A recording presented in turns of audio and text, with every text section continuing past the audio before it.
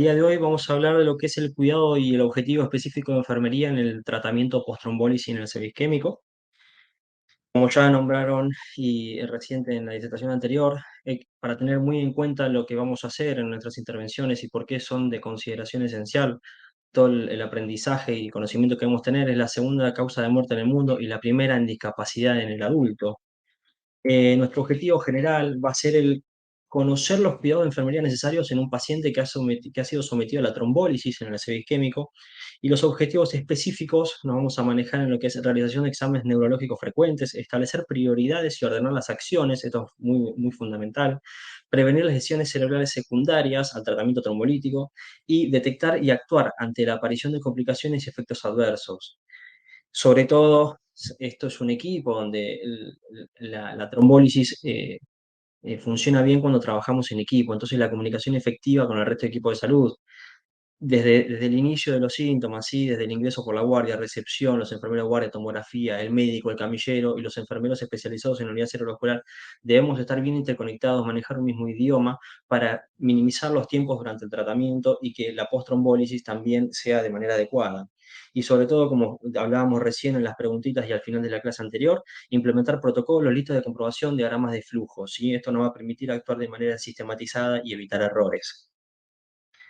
Me voy a basar en la vigilancia clínica y neurológica, donde vamos a realizar un seguimiento riguroso para la detección temprana de las complicaciones. Tenemos que tener en cuenta que el deterioro neurológico precoz después de una ACV sucede entre el 25 y el 45% de los pacientes, y es importante conocer el examen neurológico basal para poder identificar los cambios en los siguientes exámenes cuando nosotros hagamos el examen al paciente de manera rutinaria. Esto tengámoslo muy en cuenta. Ahora voy a desarrollar un poquito y vamos a hablar un poquito de lo que son las escalas, como recién nombraba la disertante anterior.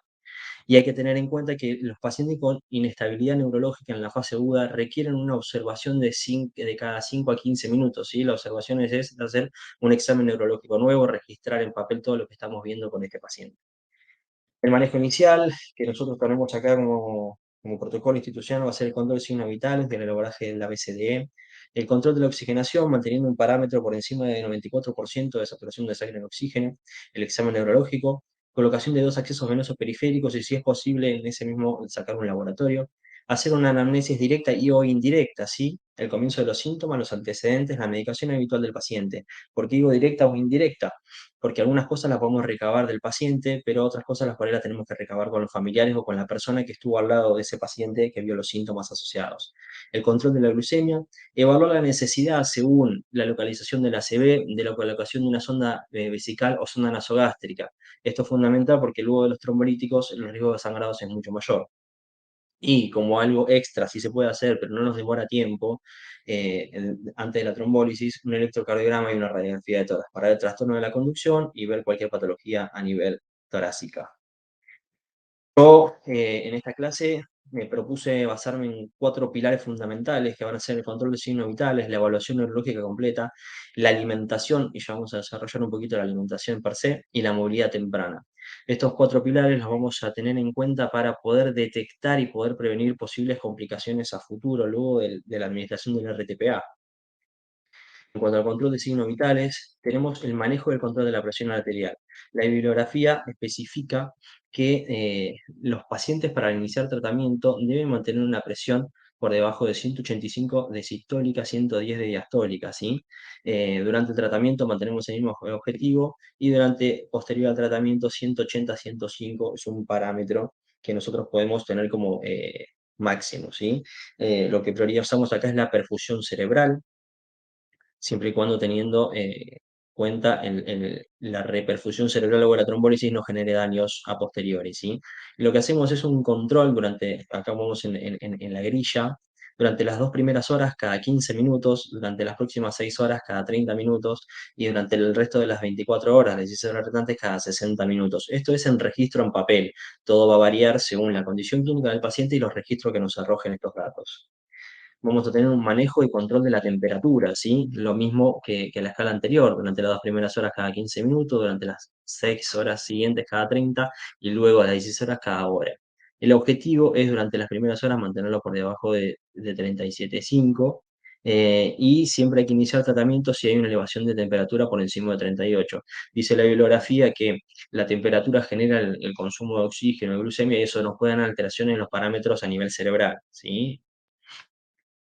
Entonces, tenemos evidencia científica que dice que entre una cuarta parte y un tercio de los pacientes que superan los 37,5 grados centígrados en los primeros días marcan aumento de la morbimortalidad y nos da un indicador de mal resultado, ¿sí? No es un dato menor el aumento de la temperatura, porque estos son procesos inflamatorios que sufren los pacientes también a nivel cerebrovascular. Entonces, el manejo y control de la glucemia lo vamos a hacer de la siguiente manera también. Al ingreso al paciente, le vamos a controlar la glucemia, vamos a preguntar si tiene antecedentes de diabetes o mal control de las glucemias, ¿sí? Y luego, antes de cada ingesta oral, le vamos a hacer el control de glucemia, ¿sí? Por lo que se dice es antes del desayuno, almuerzo y la cena, y si tiene alguna otra colación también, sugiriéndose la atención en las primeras 24 horas. El objetivo es mantener una glucemia entre 140 y 180 miligramos por decilitros y con una corrección inmediata de hipoglucemia de mayor a 60 miligramos por decilitro. En lo que va a ser las hiperglucemias, también los vamos a corregir, pero vamos a tener en cuenta un montón de cuestiones. Estos pacientes al ingreso van a estar en ayunos prolongados, puede ser que lo vemos en ayunos por estudios, por tomografías con contraste. Entonces vamos a evaluar cada caso específico de los pacientes para hacer las correcciones de las hiperglucemias, pero sí las glucemias por menor a 60 miligramos de decilitro son de corrección inmediata. Y acá tenemos dos cuestiones. La hipoglucemia se debe medir a todos los pacientes con ACV y todos los pacientes que tienen un deterioro neurológico lo antes posible, ya que estos pueden provocar un aumento de la actividad simpática, entonces nos generan alteraciones en el nivel de la conciencia, de los signos neurológicos focales y convulsiones. Entonces, tenemos que diferenciar muy bien si los pacientes están cursando una enfermedad, una patología cerebrovascular, como en este caso, o están teniendo un trastorno por la hipoglucemia. Y tanto la hiperglucemia también, porque se presenta al ingreso del 40% de los pacientes con ácido isquémico y se asocia a peores resultados. Y esto nos da a veces signos clínicos como los pacientes que tienen sed, hipovolemia, poliuria, confusión y disminución del nivel de conciencia. Ninguno de los dos extremos es bueno, por eso siempre hacemos controles estrictos, ¿sí? Muchas veces nuestros pacientes no ingresan con una gravedad absoluta de la patología y ellos se sienten muy bien y nosotros los tratamos como si fuera una unidad de cuidados críticos acá en la institución donde trabajo, porque así lo manejamos, porque entendemos que ellos por ahí no tienen un riesgo de vida, pero sí tenemos que ser muy estrictos en los controles para evitar complicaciones. Dentro de la evaluación neurológica, estas son las escalas que están a mano hoy en día, que todos conocemos, ¿sí? La escala NIH, Hampton-Hess, Race, potencia muscular, BFAST, que nombró nuestra colega, la canadiense, la de Glasgow. La escala que se usa habitualmente para los accidentes cerebrovasculares y nos determina la gravedad de la CB es la del NIH, ¿sí? Es la National Institute of Health Stroke Scale y nos dice o nos demarca la severidad de la CB, ¿sí? En donde vamos a puntuar el nivel de conciencia. Son 11 puntos 11 segmentos en total. Uno es el nivel de conciencia, el otro es la mirada, el otro es el campo visual, el otro es la apariencia facial, el otro son los que son miembros superiores, el otro son miembros inferiores, la ataxia de los miembros, la exploración sensitiva, el lenguaje, la disartria y la extensión o la extinción o la inatención, que es la negligencia, ¿sí? A cuanto más escala o a cuanto más puntaje dentro de esta escala nos da el examen neurológico que tenemos en estos pacientes, nos determina la severidad de la CB, ¿sí? En cuanto a la alimentación, en la alimentación no hablamos solo de la alimentación como nutriente, ¿sí? La alimentación está dada en estos pacientes por la alteración de la deglución. Entonces decimos que es la capacidad de la deglución y puede estar alterada y se llama disfagia. Esto se debe a una alteración en la función de los pares craneales, ¿sí? En el cerebro tenemos 12 pares craneales, que estos manejan todo lo que son las actividades sensoriales y motoras de nuestro cuerpo. Entonces, cuando está afectado el noveno o el décimo par, que es el nervio glosofaringeo y el nervio vago, podemos tener trastornos de la deglución por el manejo de la lengua, el velo del paladar. Y en cuanto al grado de severidad de disfagia y la locación de la ACV, habitualmente los ACV derechos tienden a provocar una disfagia de grado más severo que los ACV de localización izquierda. Teniendo en cuenta esto, nosotros tenemos que proporcionar los nutrientes necesarios en cantidades adecuadas de forma eficaz y segura para mantener un buen estado nutricional de nuestro paciente y evitar sobre todo la broncoaspiración. Muchos de nuestros pacientes cuando tienen alteración de la deglución no protegen vía aérea, ¿sí? Eso también nos marca una severidad o un grado de riesgo en donde el paciente que no puede ni siquiera deglutir su propia saliva, no protege la vía aérea, hace broncoaspiraciones con su saliva, terminan ventilados, ¿sí? Las formas de presentación son dificultad para deglutir secreciones orales y el babeo, la disminución del reflejo tusígeno o la aparición de la tos en la deglución, cuando un paciente le da a uno algo para tomar y lo ves que como que se atora constantemente, eso es una pauta de alarma inmediata de disfagia. El franco atragantamiento, la incapacidad de vaciar la cavidad oral o cuando el paciente se queda como nosotros le llamamos rumiando, ¿sí? Es como que todo el tiempo tiene algo en la boca y lo deja ahí y no lo puede deglutir de manera efectiva.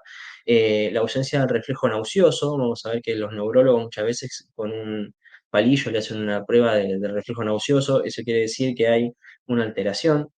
La salida de alimentos por las fosas nasales, la necesidad de varios intentos para realizar una deglución, el inadecuado cierre labial, la disminución de los niveles de saturación de oxígeno basal, ¿sí? Pues esto nos puede inferir que hay microaspiraciones y ya estamos teniendo un diagnóstico de neumonía aspirativa, por ejemplo, entonces empezamos a tener una patología asociada a la disfagia.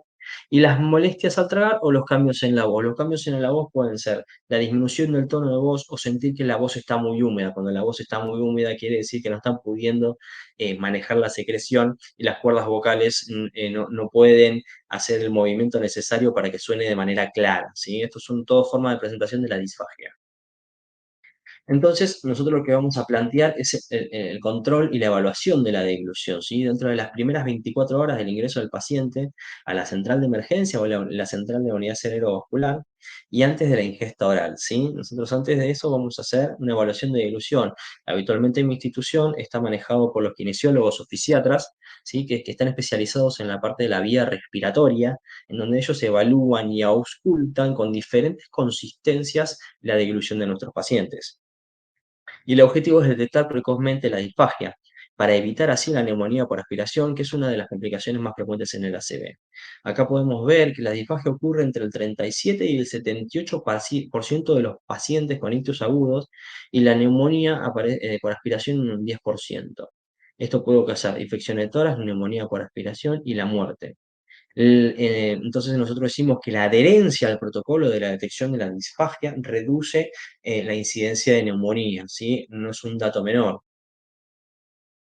Podemos tener diferentes tipos o niveles de disfagia, ¿sí? Cuando hablo de niveles de disfagia, tenemos que adoptar medidas, y cuando tenemos una disfagia leve, la medida que podemos adoptar son modificar la textura de los alimentos, hacer las comidas más consistencia puré o blanda, papillas, evitar los líquidos y utilizar agentes espesantes, ¿sí? Hay polvitos, agentes espesantes para agregar a las bebidas y generar una consistencia más gelatinosa, algo más espesa, de una consistencia néctar. El tamaño de los alimentos tiene que ser al tamaño de una cucharada de café, ¿sí? No trozos grandes, porque el paciente no puede masticar y ya después tragar eso es muy difícil. El paciente tiene que estar sentado en una posición recta, con el cuello ligeramente flexionado y con el nivel de conciencia. Bueno, esto es algo primordial, ¿sí? No podemos a un paciente que está hospitalizado en la cama darle acostado, ¿sí? Porque los riesgos de aspiraciones son mucho más grandes. El cuello ligeramente flexionado lo que hace es al llevar el mentón un poquito hacia el pecho, la glotis, que es el que maneja la parte de la vía respiratoria con la parte digestiva, tiende a mejorar la obstrucción de la parte respiratoria y que todo baje hacia el estómago de manera más correcta y no haya microaspiraciones. Poner la comida detrás de los dientes delanteros, del lado sano de la boca, cuando tenemos una dificultad o una discapacidad ya presente a nivel de la simetría facial. Estimular el reflejo de la deglución administrando comidas frías y con un sabor amargo. Las comidas frías y los sabores amargos generan en los nervios vagos un movimiento que nos ayuda a la deglución, ¿sí? Reducir las distracciones y tomarse el tiempo suficiente para la alimentación. Muchas veces nos pasa, a veces, que yo tengo una terapia, donde trabajo, las terapias son cerradas y los momentos de la alimentación, tanto el almuerzo como la cena, coinciden con la visita. En estos momentos, a veces estos pacientes, por querer compartir con sus familiares esos minutos que tienen escasos, se distraen y al distraerse por hablar o por hacer movimientos, no están teniendo la atención necesaria en lo que es la alimentación en ese momento y pueden generarse obstrucciones o aspiraciones que pueden llevarnos a las neumonías. Y cuando la disfagia es total, ¿sí? El paciente no tiene reflejo delutorio, va todo a parar a la vía respiratoria, lo que tenemos que hacer es identificar correctamente la nutrición prescripta, comprobar el estado de la fórmula, ya acá estamos pensando, ¿no? Que el paciente ya tiene una sonda nasoenteral, medir el residuo gástrico, comprobar la permeabilidad siempre de la sonda, verificar la posición de la sonda antes de administrar un alimento, administrar la cantidad correcta en hora, en ritmo prescripto por los médicos y el equipo de nutrición, elevar la cabecera de la cama hasta por lo menos 30 grados durante y una hora después de la administración de la fórmula, si uno lo hace de manera intermitente. Ahora, si el paciente está con alimentación permanente, la cabecera siempre debería estar a 30 grados y en caso de necesitar realizar movimientos con posición a 0 grados, parar el alimento, lavar la sonda, clampearla y realizar el alimento cuando el paciente lo podamos colocar nuevamente a 30 grados o más para que continúe con la ingesta, realizar la higiene bucal varias veces al día y mantener limpias las fosas nasales del paciente. Hay una prueba que nos permite a nosotros, que se llama la prueba vaso de agua, que nos permite rápidamente identificar, perdón, habitualmente lo hacen el equipo de fisiatría o kinesiología en nuestra institución, que es si hay riesgo de aparición de aspiración, ¿sí? Cuando la prueba es negativa, es muy loco verlo así. La prueba es negativa, se muestra de color verde, el paciente no tiene problemas de dilución. Cuando la prueba es positiva, el paciente tiene problemas de dilución, entonces hay que evaluar una dilución completa, ¿sí? O sea, esto es la prueba con el vasito de agua. Si la prueba nos da positiva, quiere decir que el paciente tiene algún trastorno de la dilución y debemos hacer una evaluación completa en toda la consistencia, líquidos, semisólidos y sólidos, ¿sí? La prueba de vaso de agua consiste, para que la tengan en cuenta, en simples pasos donde nosotros nos dice si el paciente está vigil, si no, si el paciente puede hablar y toser, si no, si puede tragar su saliva, si no. Si cualquiera es no, no alimentar al paciente y hacer una evaluación de dilución completa. Si todas las respuestas son sí, nosotros podemos inferir que el paciente no tiene trastorno deglutorio y le podemos dar algo de comer. Esta es para que ustedes tengan en cuenta más o menos cómo se realiza el procedimiento, los pasos que hay y si hay algún problema, a dónde nos llevan las acciones, ¿sí? Entonces, la bibliografía ha prescrito y nos ha dicho que los protocolos multidisciplinares iniciados por el personal de enfermería, propiamente dicho, para el tratamiento de la fiebre, la hiperglucemia y la disfagia, redujeron los casos de muerte y la dependencia en los 90 días. Y esto puede reducir la mortalidad a largo plazo después de la unidad, después del alta en la unidad del ictus, ¿sí? Fíjense como nosotros, post-trombólisis y intratrombólisis, tenemos gran injerencia en los protocolos que generamos.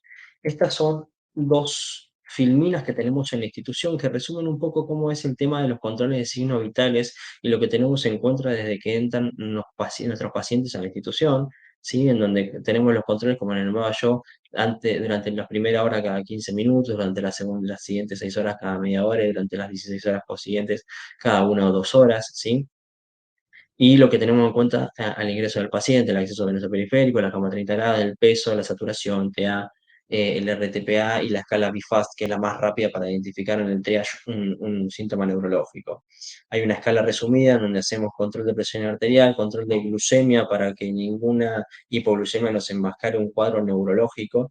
La colocación de 2 accesos venosos periféricos es muy importante porque nosotros, luego de que sometemos a nuestros pacientes a trombólisis, cualquier procedimiento invasivo puede generar sangrado. Entonces nosotros tenemos una vía ya de entrada para administrar la trombólisis y tenemos otra vía para hacer expansiones, dar antihipertensivos endovenosos como son el entroprusiato o el labetalol.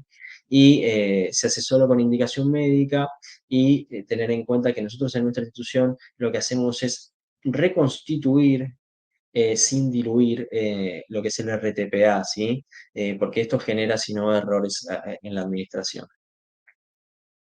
Ahora hablando un poco de la movilidad luego del ACV en el paciente post-trombólisis, el objetivo es mantener y mejorar las capacidades funcionales del paciente con el deterioro neurológico que presenta, evitar el edema en las extremidades y reducir la espasticidad, ¿sí? Evitar complicaciones como flebitis, tromboflebitis, úlceras por recesión y complicaciones neurovasculares. ¿Cómo lo vamos a realizar? Realizando ejercicios de amplitud en movimientos activos de la extremidad sana y pasivos en las extremidades afectadas, idealmente cada 4 horas durante el día. realizar movimientos pasivos sosteniendo la articulación, ejercicios de flexibilidad, coordinación y fuerza, para evitar un mayor deterioro del sistema neuromuscular y de la circulación. Cambios posturales cada 2 horas, disminuyendo al mínimo las fuerzas de desgarro o fricción para no dañar los tejidos y que no haya una pérdida de la integridad de la piel. Y mantener la elevación corporal, sostener las extremidades en una posición adecuada con las almohadas. La postura del paciente con hemiplegia es muy importante para evitar deformaciones de las extremidades afectadas. Nosotros tenemos habitualmente que vemos que nuestros pacientes tienden a tener, cuando están hospitalizados en sus camas, el pie equino, si tenemos ese miembro afectado. Entonces tenemos que poner la posición en un ángulo de 90 grados, con una férula específica para este fin, y si no, en su defecto, con una almohada o algo que nos ayude a poner más recto ese pie y no que tengamos el pie equino. Controlar las extremidades inferiores por si aparecen signos de tromboflebitis. Recordemos que nuestros pacientes, si bien fueron sometidos a un tratamiento de trombólisis, van a quedar varios días en hospitalización y según se pueda, se los va a tratar de hacer una movilización activa temprana, pero hay casos que no podemos y quedan en cama postrados y esto genera más riesgo de tromboflebitis. Colocar con el fisioterapeuta según vaya recuperando la movilidad del paciente y mediante el uso de técnicas corporales ¿sí? Adecuadas al paciente en una cama, en una silla de ruedas, y empezar a estimularlo con la movilidad temprana, ayudarlo a caminar. Y tener siempre en cuenta que la extremidad parética, tener siempre en cuenta la extremidad parética que tiene el paciente, ¿sí? Nosotros si tiene un miembro superior o un miembro inferior parético, tenerlo en cuenta en el momento de movilización, hacer los trabajos como corresponde para mejorar la movilidad y reducir los riesgos tanto de disfunción a largo tiempo y si están postrados en cama, las úlceras por decúbito, ¿sí? Que es un riesgo asociado en estos pacientes muy grande. Ahora, ya entrando en lo que es, saliendo de lo que son los cuidados post trombólisis de enfermería específica, vamos a tener en cuenta los 4 pilares fundamentales, signos vitales, alimentación, la movilidad y el estado neurológico del paciente. Nosotros estamos constantemente evaluándolo para qué, para evaluar los efectos adversos y las precauciones del RTPA, ¿sí? Enfermería debe reconocer en manera inmediata todas las posibles complicaciones del procedimiento. Las más frecuentes en estos pacientes, en el post-trombólisis inmediato, es la hemorragia intracraneal, la hemorragia sistémica y el angioedema. Ante todo esto, nosotros debemos comunicar inmediatamente al médico, al neurólogo a cargo del paciente en la que estamos realizando la trombólisis trombólisis ya adebida, y si estamos intratrombólisis, debemos, o la bibliografía sugiere, suspender la infusión y avisar de manera urgente. En instituciones como en la que trabajo, durante la infusión, el neurólogo está toda la hora al pie de la cama, realizando la anamnesis pertinente para ver si progresa o no el foco del paciente. Entonces, eso lo vemos en el momento. Dentro de los efectos adversos también tenemos lo que es la hemorragia intracerebral, el shock anafiláctico, la hemorragia faríngea, gastrointestinal, la equimosis, la isquemia y anginas recurrentes, la hipotensión, la insuficiencia cardíaca y el edema pulmonar, el shock cardiogénico, el paro y el reinfarto. ¿Sí? Por eso tenemos que tener muy en cuenta y estar capacitados en reconocer rápidamente los signos y síntomas que nos presentan nuestros pacientes para actuar de manera inmediata sobre estos efectos adversos. Por eso está la foto de las pupilas, ¿sí? La reactividad pupilar en el examen neurológico de nuestros pacientes es fundamental, nos puede hablar de mal pronóstico. Los sangrados, la hematuria y el angioedema. El angioedema es uno de las complicaciones menos frecuentes, pero eh, más catastróficas y que nos hacen correr un poco, ¿sí? Se presenta entre el 1 a 2% de los pacientes tratados con RTPA. Es más frecuente en pacientes que utilizan IECAS y que son asmáticos, ¿sí? El uso de IECAS hace que haya cierta inhibición de unas enzimas que al administrar RTPA generen alergias y angioedemas. Estas comienzan usualmente cerca del final de la infusión, pero puede ocurrir en cualquier momento de la misma, ¿sí? La prevención y el manejo es examinar la lengua, durante la infusión del RTPA y repetir varias veces hasta 20 minutos posteriores a la finalización. Buscar signos de agrandamiento uni o bilateral o edema labial, ¿sí? Ya sea de la lengua, de cualquier porción de los labios. Aviso inmediato a los médicos por una posible intubación orotraqueal o una cricotomía de urgencia. Considerar suspensión temprana de la infusión de RTPA y activar el protocolo hospitalario de shock anafiláctico, ¿sí? Cuando uno tiene sospecha de angioedema, puede administrar difenhidramina en principio, 50 miligramos endovenoso. Si el síntoma, el signo que vemos continúa, podemos pasar a metilprednisolona de 80 a 100 miligramos endovenoso, y si el proceso avanza y no lo podemos revertir con ninguna de estas dos medicaciones anteriores, pasamos a epinefrina C1%, 0,3 mililitros subcutáneos. Si nada de esto funciona, preparémonos porque posiblemente, o casi seguro, corramos el riesgo de una intubación dificultosa en este paciente, ¿sí? Entonces tenemos que tener preparado todo para intubación dificultosa, perdón, o una quiliotomía. Entonces, acá en enfermería, para mí, está en todo momento en el paciente. Entonces, tenemos que estar muy atentos, estar capacitados, conocer las escalas, para qué sirven y cuáles son los fundamentos que nos van a dar para nosotros poder hablar con los médicos y decir que el paciente progresa para bien con el tratamiento trombolítico o estamos identificando algún deterioro o alguna complicación y debemos notificarlo para ver cómo continuamos, ¿sí? Entonces, las acciones de enfermería van a hacer que el paciente se lesione, evitar la colocación de excesos vasculares, ¿sí? Ya sean nasogástricas, periféricas, vías centrales, porque el riesgo de sangrado de estos pacientes es mucho mayor. Evitar dar inyecciones intramusculares y evitar la colocación de sondas.